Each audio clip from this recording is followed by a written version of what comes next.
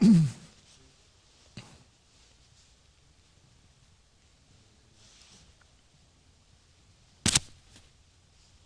nose is running. It's cold out there. Let's pray before we start. Dear Lord, thank you for making possible to have this conversation, and we need your enlightenment and clarity of thinking and the ability to speak about our lives, your presence and in our lives and the mission you gave us in a way to be of help to our viewers. Bless also the technical people here so that the filming will go on smoothly, and then when the program will be translated and aired, let it be a blessing for the people who will be able to watch it. Continue to guide Dr. Kiage in his personal work with you, in his family, and in his teaching ministry. We thank you in Jesus' name. Amen. Amen. So, how do you pronounce your family name? Kiage. Kiage. Yes. Kiage. Yes. Da?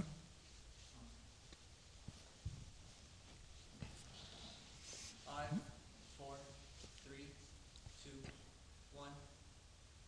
Dear Dr. Kiage, thank you very much for accepting my invitation. Thank you. It's a pleasure. We are part of the same church, but previously to this invitation, I don't remember speaking much to each other, actually. That's right. Except in lessons, I will see you, you know, and you'll make your comments on the other side. I'll make my comments on this end. But yeah.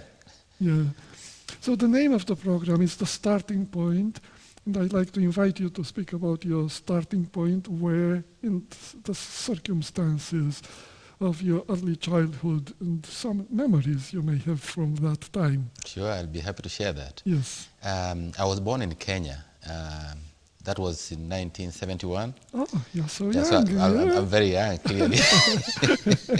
Yeah, and what part of the country? It's a very large country. Yes, I was born in Kisii, which is basically on the southwestern part of Kenya.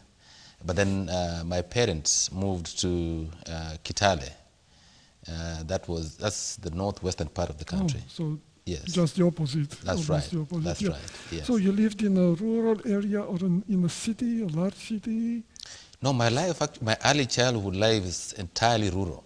Entirely I spent rural. my time entirely So rural you settings. have plenty of interesting memories. That's right. That's How right. was the life? How was the family structure?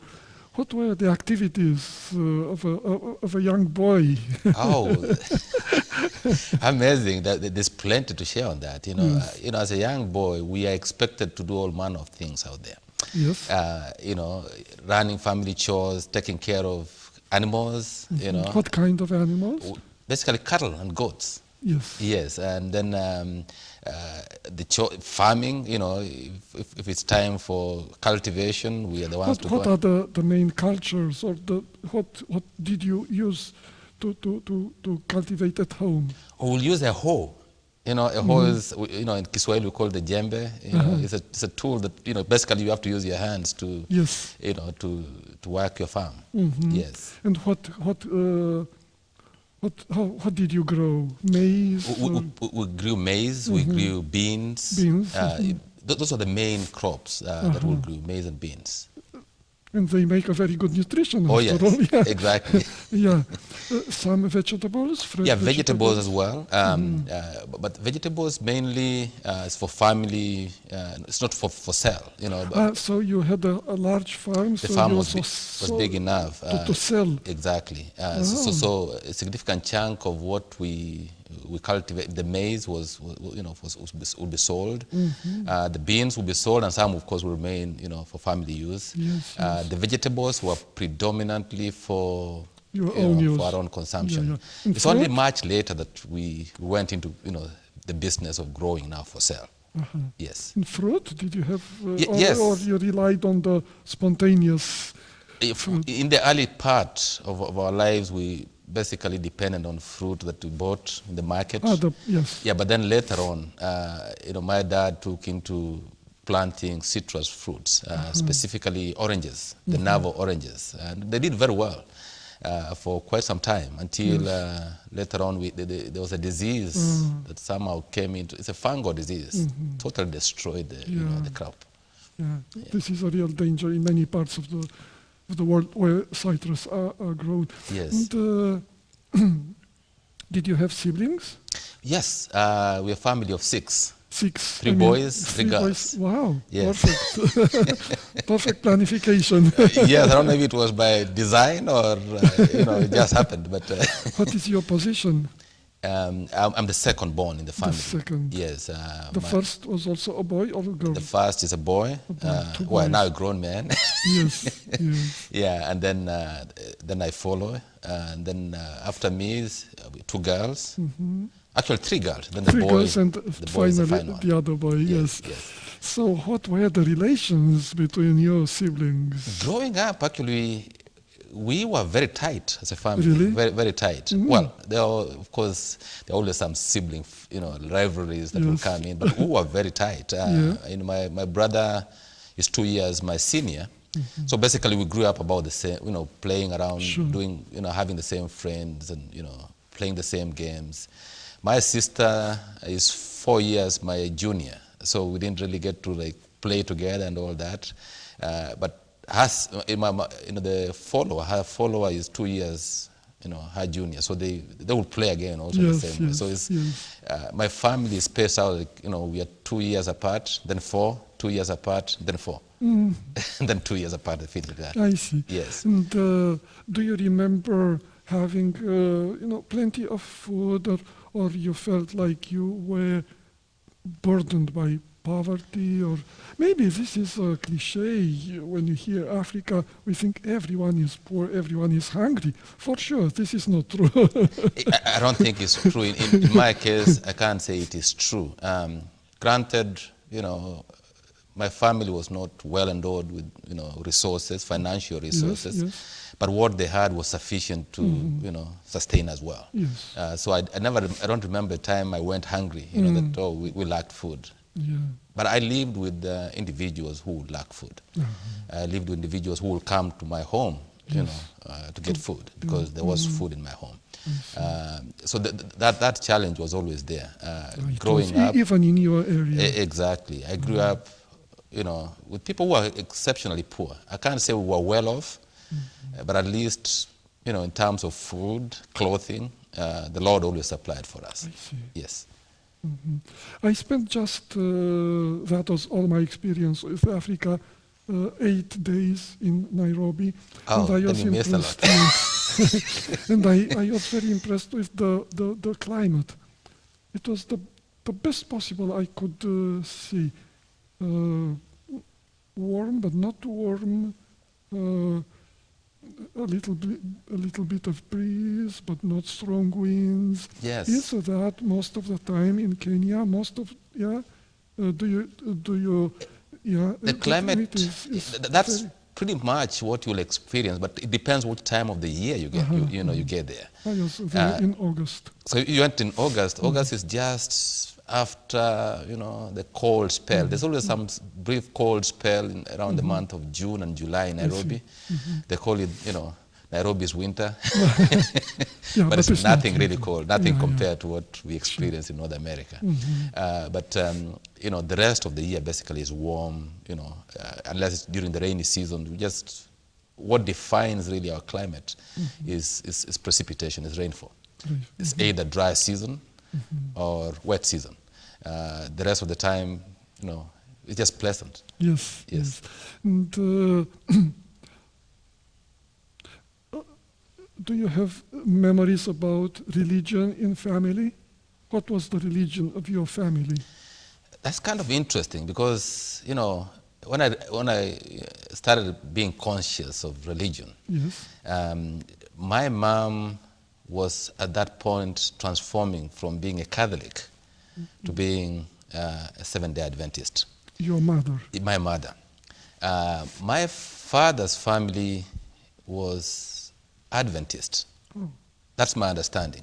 But you are not very sure. I'm not so very sure because most of them got to be baptized about the same time, I see. later in life. So probably he had origins, Adventist origins. they had probably that. But not a commitment Not a until the mother made a decision, and that was kind of the conversion for your That's father. right. That's right. I So, see.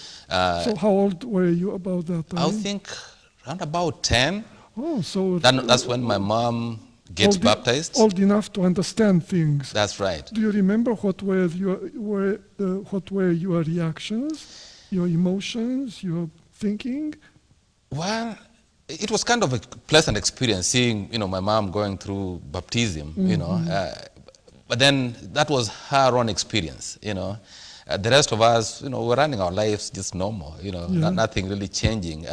Excuse me, previously to that, Yes. did you attend with your mother the Catholic Church? No, I'd never attended Catholic church, not a single time. Your mother was not attending? My mom was not attending by the time I got conscious, I see. of religion. So did you have any kind of religious life in the family, prayer or Bible stories? Or Yeah, you did. In fact, much as by that time my mother had, moved on from the Catholic Church and now was transitioning into the Adventist Church. Looks like there's something about those early stages. There's fire that is burning. Yes, you remember that. Yes, and for that reason, I remember every evening, we used to have a book called the Bible Story Hour. Oh, man. I loved it. So every evening, of course, before the evening meal, my mom would read us stories, Bible stories from that Bible Story Hour. So we always looked forward to that because they were predominant from the Old Testament, from what I remember. And so, but by the time we got to a stage where we could actually read and understand, my mom kind of made it a requirement, like each one of us had to prepare. Oh, wonderful. So in she the was evening. a wise person. She was a teacher, so I think she took. Yes. Oh. She knew the importance of knowledge. Yes. So after that, all I remember is that every evening, in fact, it's a tradition in my family up to now, at least my mother's household. Before mealtime each day, we have to read, scripture, and then somebody will expound on scripture. Really? Then hold prayer, and then after that is when we have the evening meal. Oh, and usually how much time is devoted to that? That's typically approximately an hour, I would say. An hour? Approximately an hour. That's very interesting because I can imagine life was hard. Farming was taking lots of time. Probably the soil was not very, very productive. So you couldn't do it like that. So to put aside one full hour every day for reading and prayer and religious conversation was quite an investment. It was an investment, and that's one thing really up to now I really appreciate about my parents, that they took. I'm very moved time. by that. Yeah, they took time to introduce us to the Word, by making us read and then narrate what we read. Do you remember? So you said already. You remember you enjoyed that. You didn't resent it. You didn't. No, they were kind of interesting stories. To me, they sounded, To really. have 6 children, keeping quiet, or you were allowed to move around My mom was a disciplinarian. She was. Still is. With you? If she wasn't that way, probably I would not be here. Excuse me. You mentioned so far my mother, at least a dozen times, and I think just once or twice, your father. Well, Was society organized in a matriarchal system? no, the African society is so patriarchal.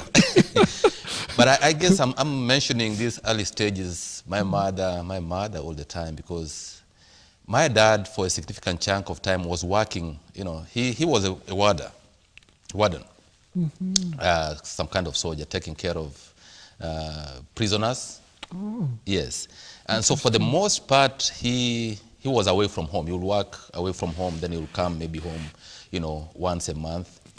Once a month? Once a month, yeah. And then I would say when I was about 7 years or so, we now moved to stay with my dad. That's when we moved actually from Kisii to stay with my dad. That was in Kitale, Kapenguri, actually, to be precise. That's the northwestern part of Kenya. And during that time, my dad was not practicing, I think, an Adventist, as an Adventist. He was religious, all right, but he wasn't baptized. He wasn't a baptized member of the church.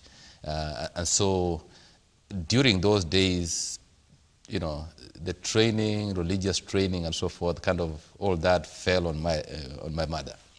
And I suspect also, being the teacher, she knew how to do the teaching. So I think my dad left the teaching. So I think she was an exceptional person. Yes. She had a full-time job.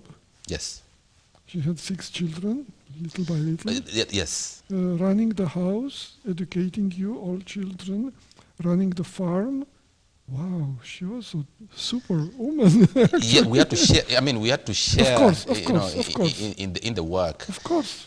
And I think partly that explains, because my dad, he knows the value of education. He knew the value of education, because back in Kenya, by the way, for you to really move out of your station in life. So if you are born into poverty, for instance, education is the only key. The only key. I mean, you cannot really see yourself going out of that until you get into the value of education. So my dad saw the value of education, and he made it, I think, a mission of his to ensure that all his children are educated. In fact, all of us have a college degree. Really? Yes. All 6? At least a college degree. At least? Yes. And you are a doctor? Anyone has a PhD in your family? I have a PhD. I was the first one to get the PhD. My sister, the one, not my immediate follower, is also a doctoral degree holder from Germany. From Germany? Yes. She lives there? No, she doesn't live in Germany. She's a professor in Kenya now. In Kenya? Yes. What area of in Nairobi. No, I mean, what is her area of her specialty? Yes. Her specialty is in nutrition and dietetics. Nutrition? Yes. Wow. Yes. So she's a specialist in, what kind of food we should eat and, and all that kind of stuff. Now, my elder brother, who I think I took a lot of inspiration from him. Yes. It's through what I would see he will do that I knew that I could also do it. So in all families, the first boy is very influential. Yeah, I suspect if he had not been serious in education and doing well in education, probably, the influence that born to us would not have been there. So he also has a degree, college degree. In fact, he was trained in law. He's currently serving as the judge of Court of Appeal in Kenya. Oh. Yes. For the whole nation? For the whole country. Oh, my. Yeah. So, and then my other sister, she works in Nairobi. My other sister, I have another sister as well, who also finished college. She recently moved to the United States. My youngest brother is finalizing his medical school, so he should graduate in May as a doctor. Fantastic. Yes. It's incredible, such a drive in each of you in difficult conditions. In difficult conditions. It would have been much easier to give up or to say, oh, I'm already higher than most of the people around me. I can stop it here. I can... Yeah, it wasn't without a lot of sacrifice. I mean, there was plenty of sacrifice from, I would say, my parents. They were not earning much. I can't say that. In fact, when I put it in perspective, I wonder how they managed to do what they've done. Educating us, not just us. They were also educating their siblings. Their siblings? Exactly. Wow. In fact, my dad educated all his brothers. So whereas in most families, we talk of people living as, just the parents. In my case, we were living sometimes, significant chunk of the time with our aunties and, extended family. Extended family. And my dad being a firstborn in his family, is He felt of his it was the his responsibility responsibility. basically to take care of the rest. So there was a lot of sacrifices. There are certain things, probably some pleasures he could have wanted to get into himself, get into some nice things. They didn't get to enjoy the nice things because they had to sacrifice to ensure that the families, do well. Did you ever feel any bitterness or from his side because he had to give so much and No, not- he no. did not. No. He didn't. If he had it, it had never shown. Yes. It had never shown. And but of course, we had to work hard also in the farm and so forth. There's a lot of chores to do, and so that's why my dad, I think, earlier on in life realized, wow, if these guys are going to be educated, they have to go to a boarding school. So my brother and I, actually studied in boarding schools. I went to boarding school when I was very young. I would Really? say. Yeah. In So fact, you were not able to help the family? not with really, except during the holidays. Sure. Except during the holidays. So that's where I think that was the rough part of my life, I would say, because How early in life did you think you went to boarding school? I went to boarding school, I would say, when I was actually 10 years. 10 years. 10 years. 10 And how years. far was from home? It wasn't very far from home. That's a good but thing. you couldn't But you commute. could not commute. You had to stay in the boarding school. It Wash was, your own clothes. Yeah, Take care of your time. That was a bit rough. That was a bit rough. In fact, I somewhat resented it. But when I look at it, I could see, the perspective from which my dad was coming from. Going to school at such a young age, boarding school, you're away from your mother, away from your dad, away from the rest of your siblings. Siblings, yeah. It can be a bit rough. But luckily for me, this school, the boarding school that I went to, during my first year, my brother was, was in that Already, boarding so school, you were but at already least 2 of you. finishing up though. He was finishing up. so he can proceed to high school. So I stayed with him for 1 year. 1 year. But that was helpful. The entrance. It was extremely helpful because It was a religious school? it was a public school. It was a public It school. was a public school. But the beauty of it is that we were allowed, to practice our religion. Yes? So every Sabbath, we had to seek permission though. We'll seek permission. Normally you'd have classes on Saturday. No, No, we didn't no. have, No. Saturday and Sunday, No. we didn't have classes, but we had chores, school Yes, chores now sure, to do. sure. But then we'll seek permission always every Sabbath, we'll go to church. And it was there was a church.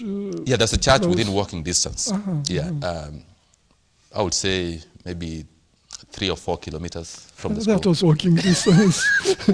Say that in Atlanta.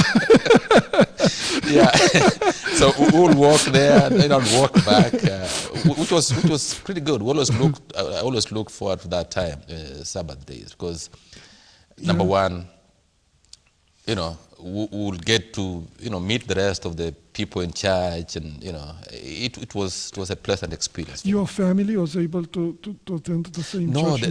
my they family had were not staying. There's quite some distance, so we're not attending the same church.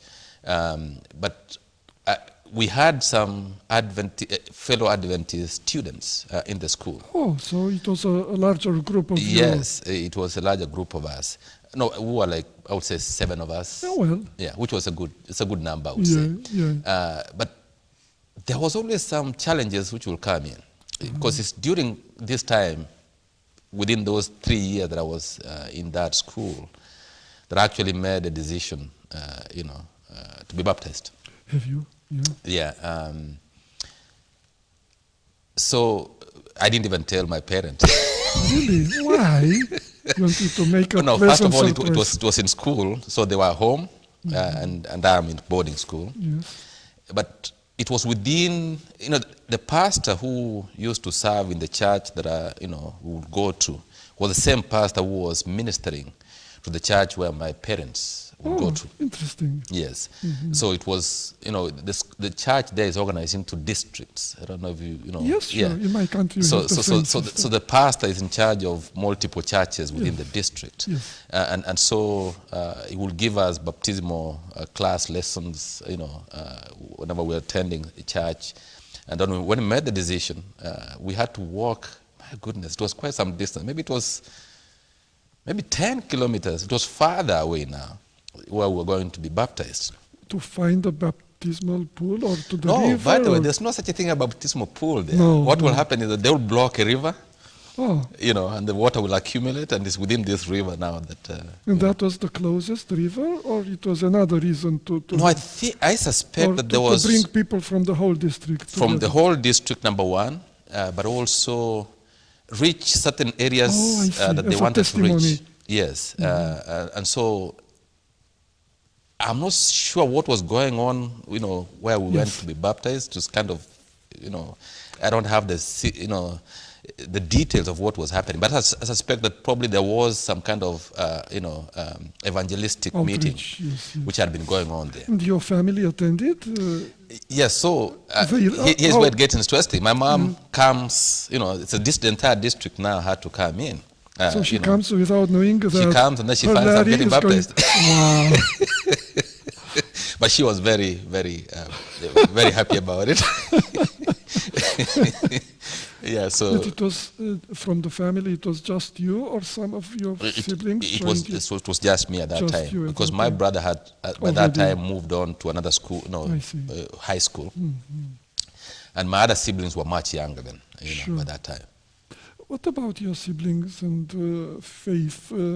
All of them followed in the faith? All of them All of followed in the them. faith. Wonderful. And that has, as I said again, that has to do with the foundation, that my mom and my dad, made a point Wonderful. that every evening, we have to go through. This is such a powerful testament to the power, the value Yeah. of family devotions, even in difficult times. So there are a million of excuses for not doing that. Which comes as a challenge to me now, because here I am, we are relatively comfortable, and, granted we are busy, but I when I look back, I think it was busier then. Absolutely. But then it was more pressing. Exactly. I mean, so sometimes now we work more for some, fancy things and goods, or Yeah, but but- then it was survival. exactly, and we don't, when we manage it now, it looks like long. Because the kids are kind of sleepy and so forth. So And the our devotion attention time has span- become much And smaller. our attention span is also smaller. That's right. probably That's shorter. right. That's right. Yeah. So I don't want to ask to put you in a difficult situation. Was that commitment, how old were you at that time when you got I baptized? made the 14? commitment. I think I was 12. 12. Yeah. What I didn't tell you is what happened after. Because every Sabbath we have to go to church. Yes. And during that time, I happened to be, it happened to be during the presidency of Daniel Troitich Moi. Moi. And, it was a powerful man. The president was everything during that time. Sure. So whenever he visits a place, everybody has to go and line up on the roads, to welcome the president to come. I know that. So on one of these Sabbaths, we're supposed to go, the school, we were asked actually, everybody Sure. had to go and, sing, for the president. He's coming Sure. to town, so everybody had to go out there and sing. And turned out it was on a Sabbath. So I made the decision, I'm going to church. And so did, the other Adventist students. They also made the decision we're going to church. So we went to church, Did you ask for permission on that occasion? No. We could not be given permission. We knew for sure. So you didn't ask. We didn't even bother to go ask because we knew the answer, Sure. So we went to church, and so the good thing is we were always disciplined individuals. We were never in trouble, My brother had been in the same school. He would also go to church, during them days. And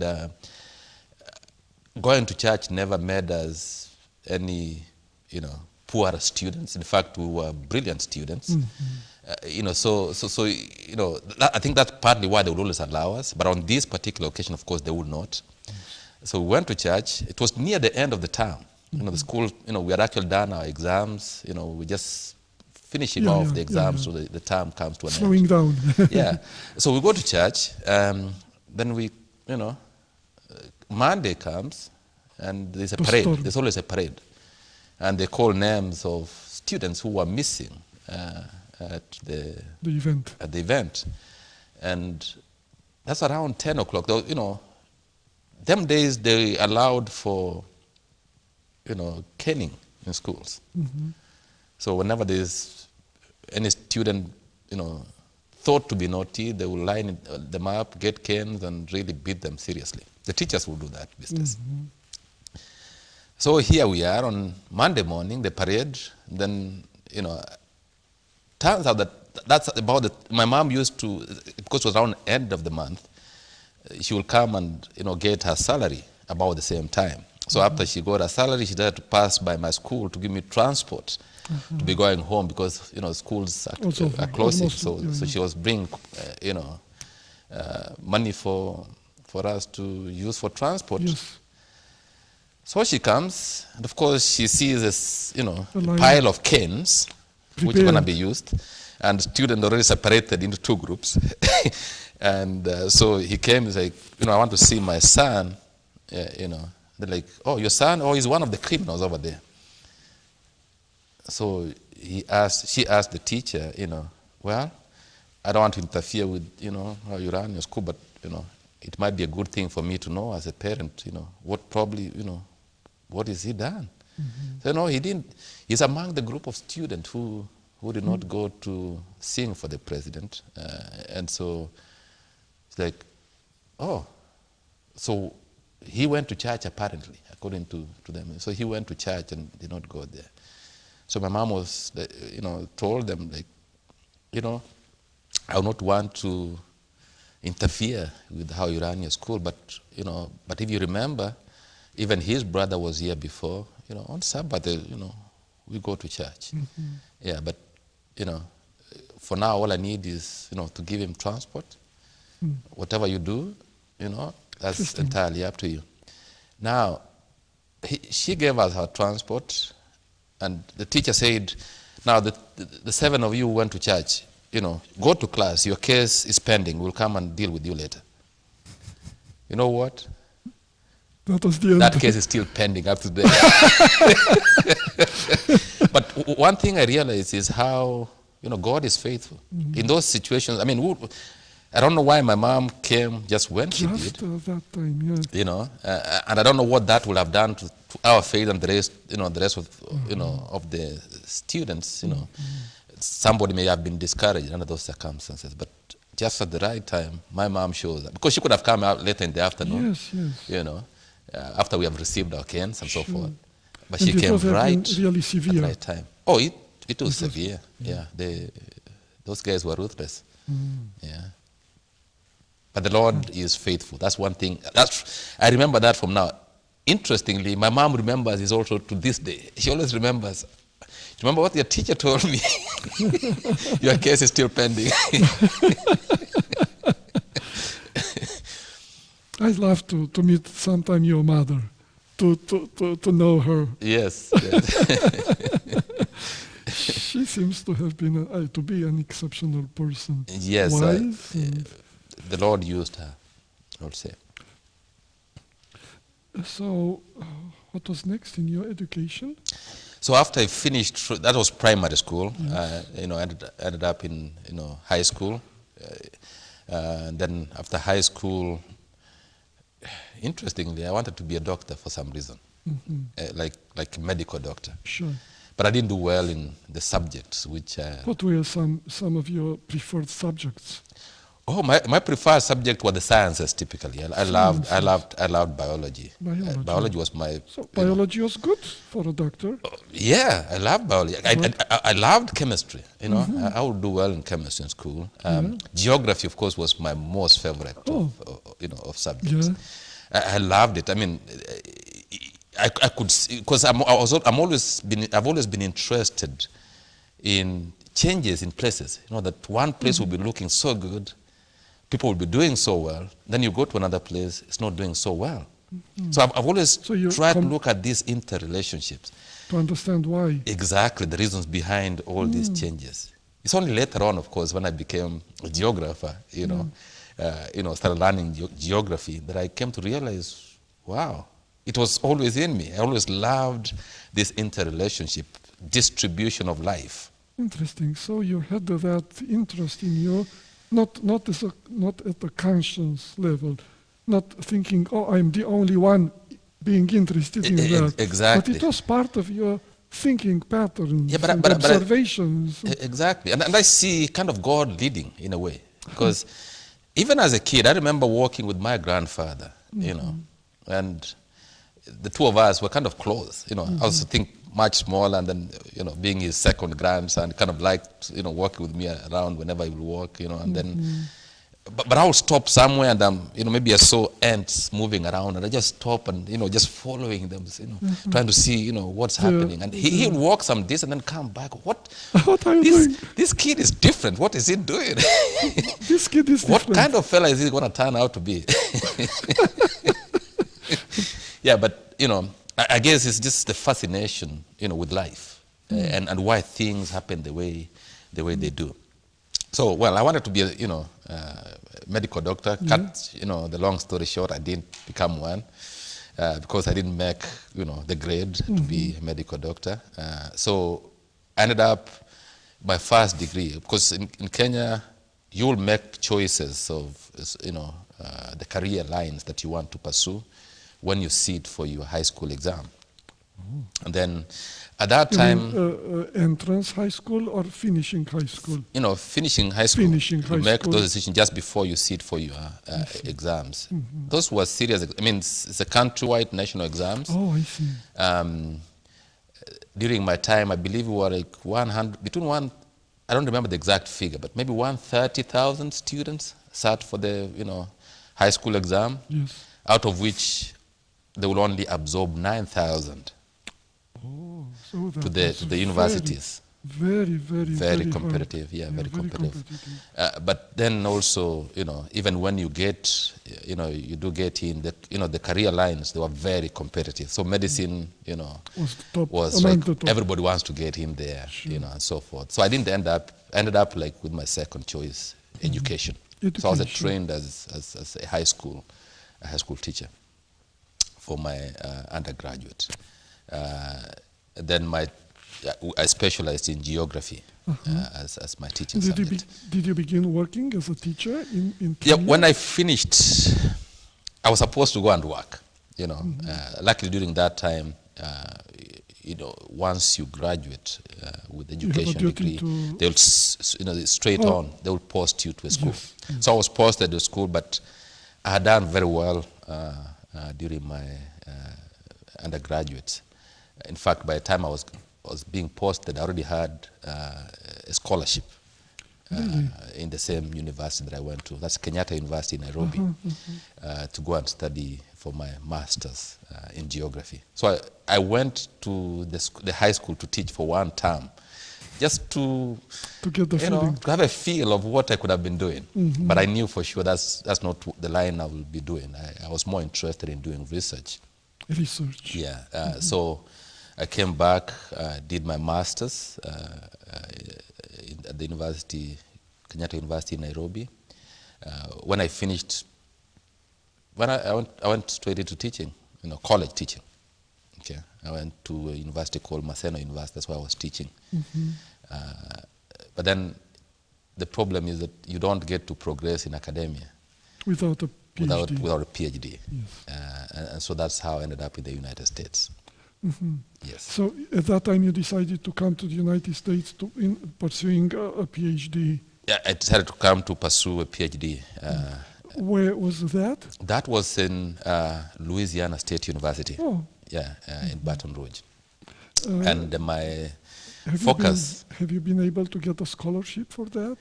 Oh, now that's where it gets really interesting. Yeah. So when I was teaching at the university in Kenya. Made some saving, a little bit saving. So that was supposed to get me into, to support my education. Yes, for the education. Yeah, for the education.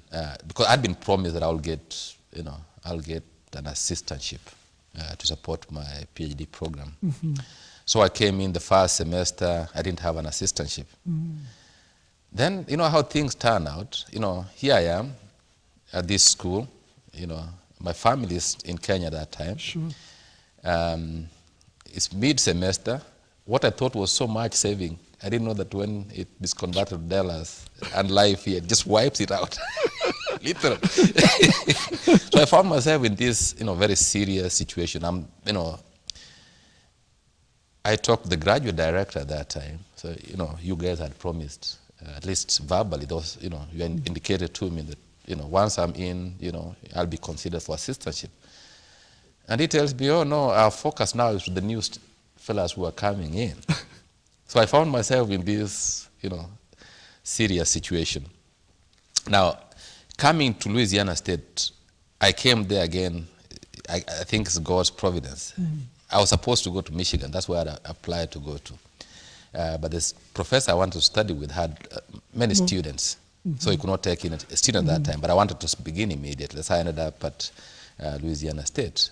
I ended up there because there's a student that while in college at Kenyatta University, we used to go to the same church, university church. Oh. She had come to Louisiana State to study her PhD in chemistry. So she was like, oh, if Michigan doesn't turn out, why don't you try here? It's kind of good. I tried, they took me. So I found myself here. So to cut the long story short, first semester goes, I have no assistantship. I realized that I cannot support my education anymore. So I started applying to another school. So I applied to Kansas actually. And they offered me assistantship. But I had to send my transcripts. But I could not send my transcript, not paid. I still had huge arrears. So I realized at some point that probably I will not be able to continue with my education. I remember this morning, just before we began the second semester, I came early.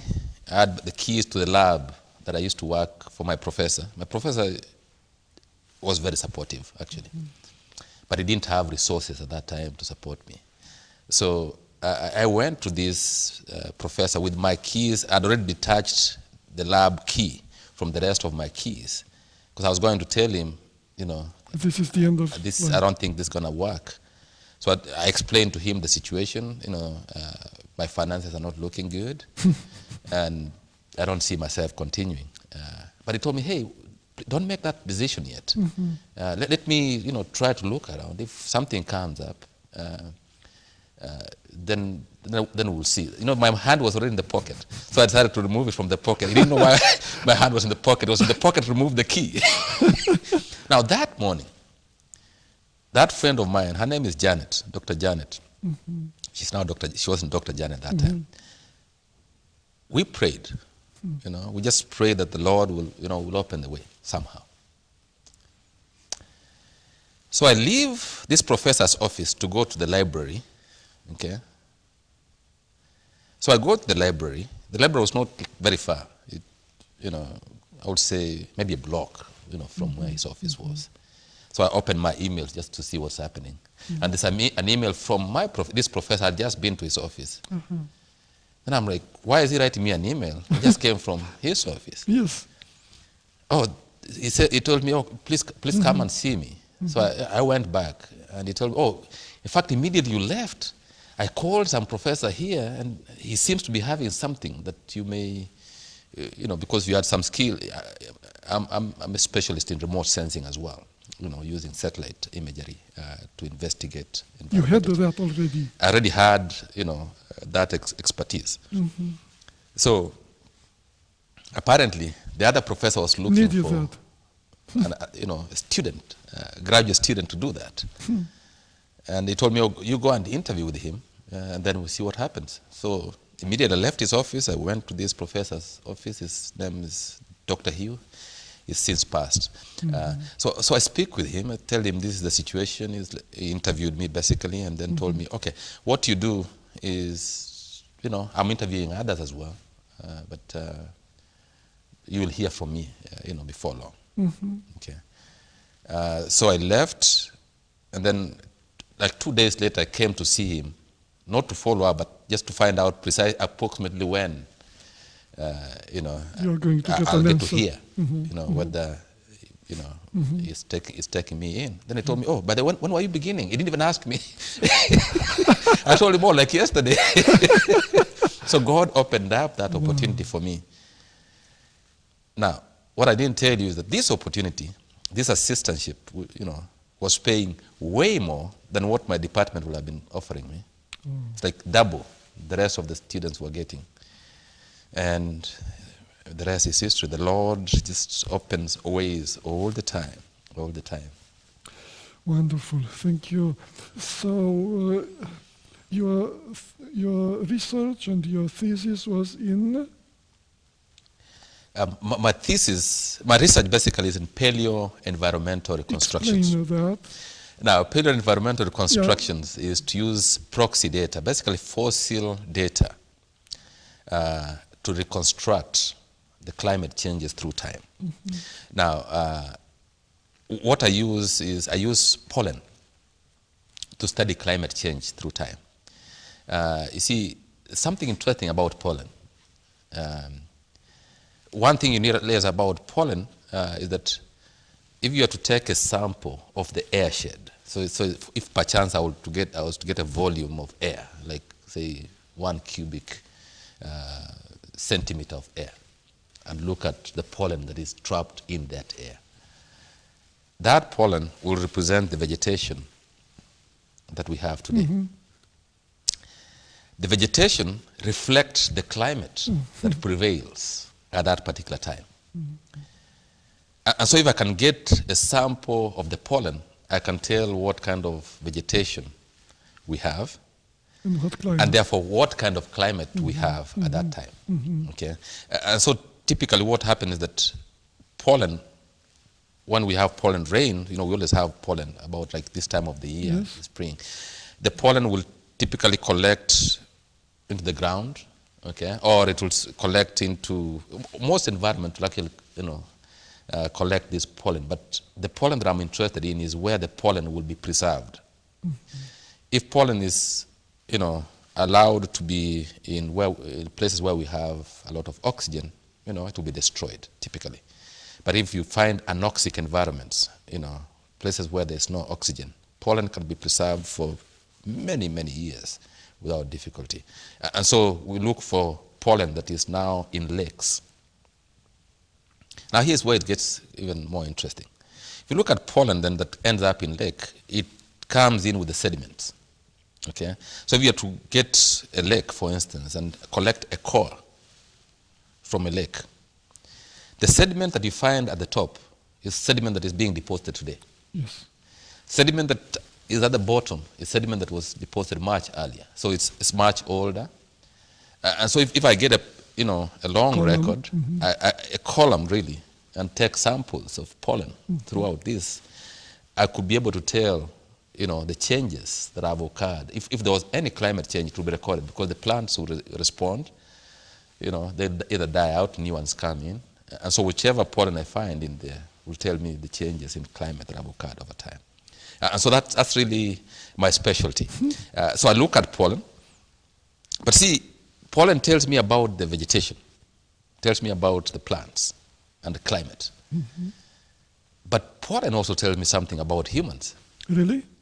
Because when humans come to a place, there's a few things they do. They'll probably clear up some land so that they can grow their crops. Okay? More often than not, they'll bring in fire. Okay? There'll be fire in there as well. So fire can occur without humans.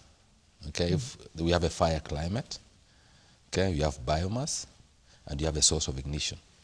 Source of ignition can be lightning and so forth. So if there's lightning and there are no humans, fires will occur. But usually what happens, whenever humans come into a place, fires become more frequent. So I look at the fire frequency. So I look at, beyond pollen, I also look at charcoal, microscopic charcoal, which will give me information not just about the climate, but also possibilities about humans. But not just that.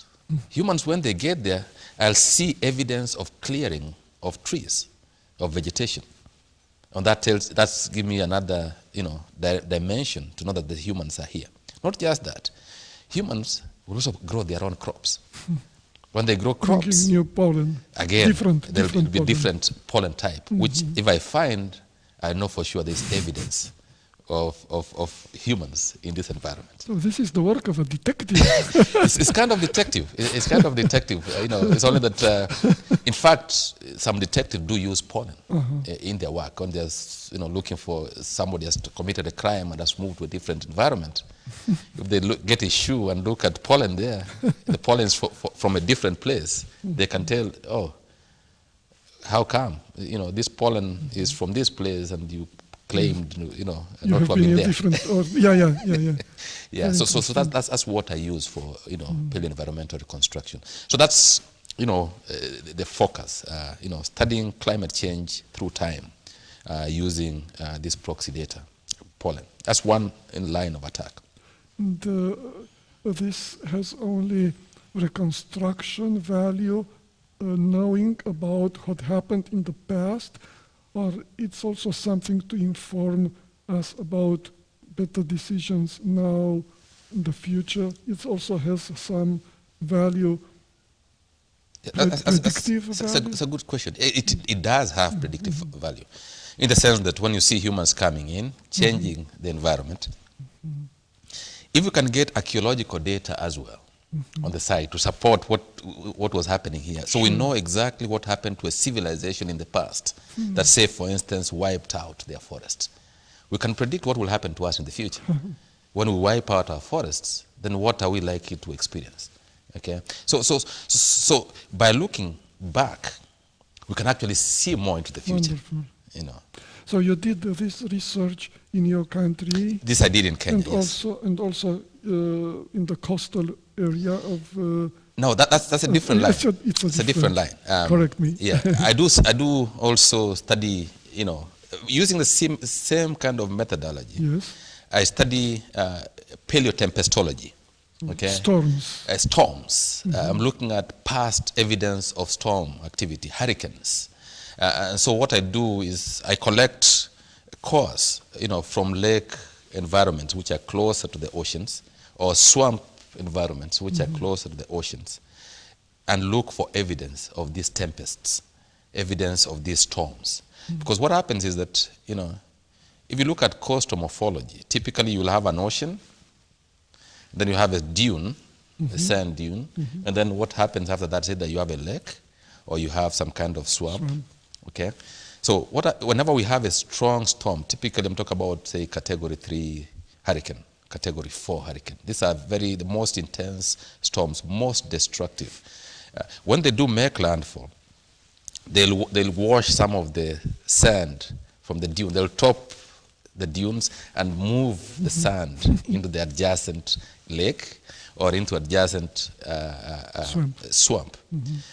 When the hurricane is gone, later on, you will have, normal sedimentation will resume. So the normal sediments will keep on accumulating until another storm comes and does the same thing. So, Larry Kiage coming, so many years, 3,000 years later, goes there, collects, there was a hurricane here. Another one came around. If I can establish the chronology, then I'll be able to tell.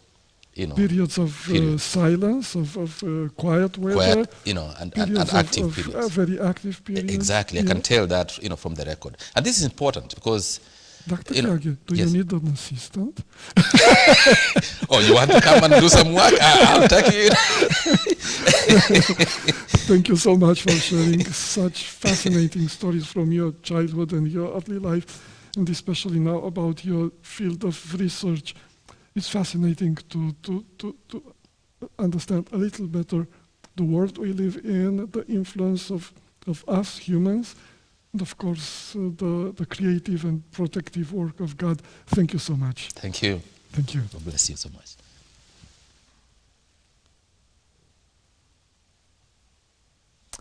That was really good. Probably